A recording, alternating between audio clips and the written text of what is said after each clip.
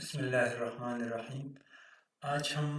پڑھیں گے کہ جو این ٹی ایس کے تھرو ریسنٹلی جو ٹیچرز ریگولرائز ہوئے ہیں، کے پی وی گورنمنٹ نے جو ٹیچرز کو اپوائنٹ کیا تھا 2016 17 18 19 میں اور 20 میں اور 21 میں، کچھ اپوائنٹمنٹس 2022 میں بھی ہوئی تھی، تو ان کی ریگولرائزیشن جو ہوئی ہے، کچھ کی تو آلریڈی پہلے ہی سے ریگولرائزیشن ہو گئی تھی ڈیٹ آف انیشیل اپوائنٹمنٹ سے،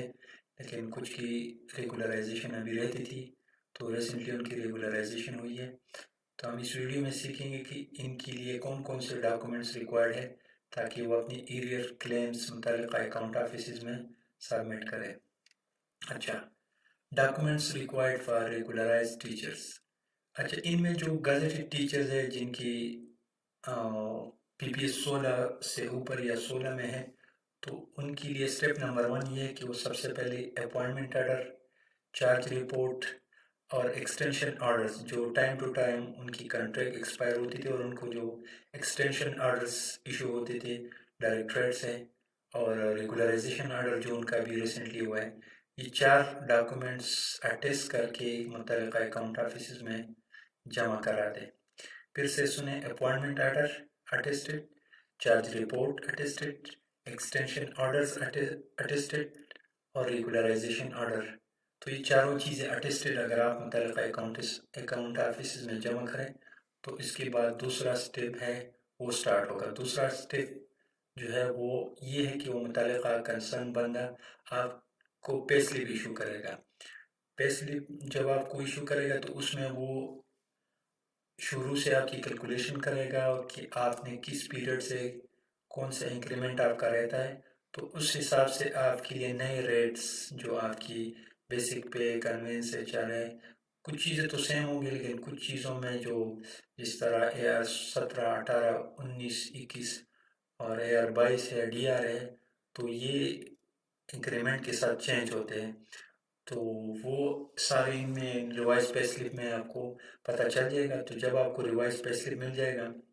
اس کے بعد جو آپ کا متعلقہ کلرک ہے وہ آپ کے لیے سورس یا چینج جسے کہتے ہیں وہ اکاؤنٹ آفس میں سبمٹ کرے گا، جو کہ نارملی 10 تک اس کا ڈیوریشن ہوتا ہے، ٹائم لائن ہوتا ہے۔ 10 سے پہلے آپ متعلقہ اکاؤنٹ آفیسز میں اپنے سورسز یا چینج یا کلیم سبمٹ کرا سکتے ہیں، تو اس میں آپ کو انکریمنٹس بھی مل جائیں گی اور بیک بینیفٹس بھی مل جائیں گی جو آپ کی انکریمنٹس وغیرہ رہتے ہیں۔ اچھا، اس میں جو نان گزٹڈ لوگ ہیں جو بی پی ایس 12 سے 15 کے درمیان ہیں، تو وہ ڈائریکٹلی اپنا ایریئرز کیلکولیٹ کر کے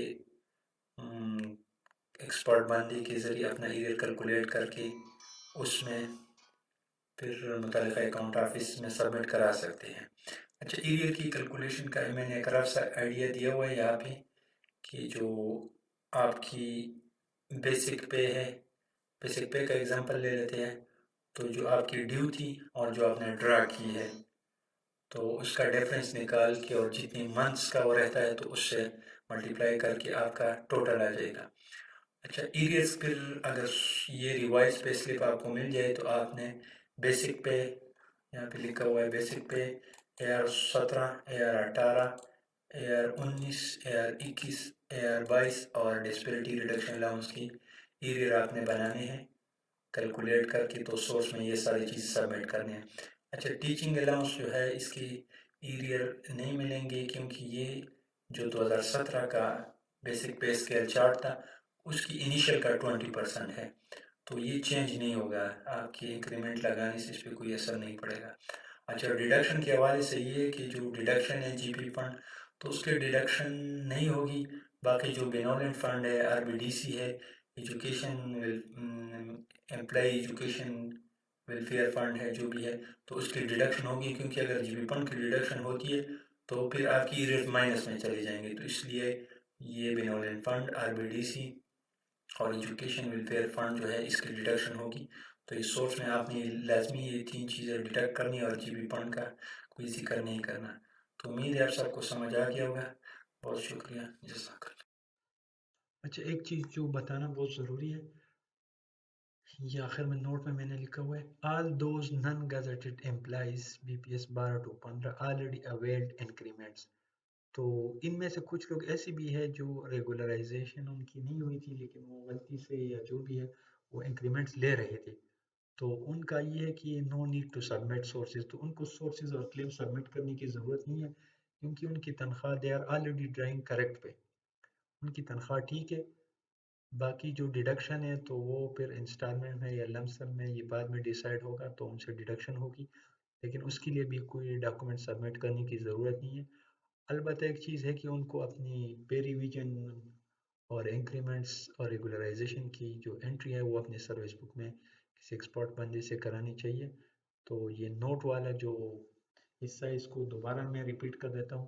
کہ جو لوگ بی پی ایس 12 سے 15 کے درمیان ہیں اور جن کی ڈیزگنیشن 12 سے 15 کے درمیان ہے ان کو سورسز سبمٹ کرنے کی ضرورت نہیں ہے جنہوں نے انکریمنٹس لیا ہو۔ ان میں سے کچھ لوگ ایسے بھی ہوں گے جنہوں نے شروع سے انکریمنٹس اویل کی ہے، تو اگر انکریمنٹس انہوں نے اویل کی ہے تو ان کی پے